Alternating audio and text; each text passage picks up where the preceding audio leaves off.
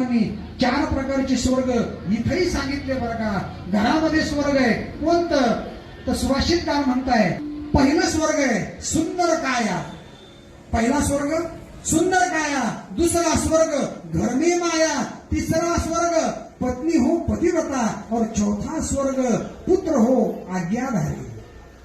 चार प्रकारचे स्वर्ग सांगितले। पहिला स्वर्ग ज्याची काया सुंदर आणि निरोगी आहे त्याला स्वर्ग प्राप्त आहे। दुसरा स्वर्ग आहे काय मुलगा आज्ञाधारी निघणं, आपल्या विचारानं त्यानं वागणूक करणं, स्वर्ग प्राप्त आहे। तिसरा स्वर्ग पत्नी पतिव्रता म्हणजे पतीच्या आज्ञेत राहून जी जीवन जगते अशी पत्नी मिळणं, तिसऱ्या प्रकारचा स्वर्ग आहे।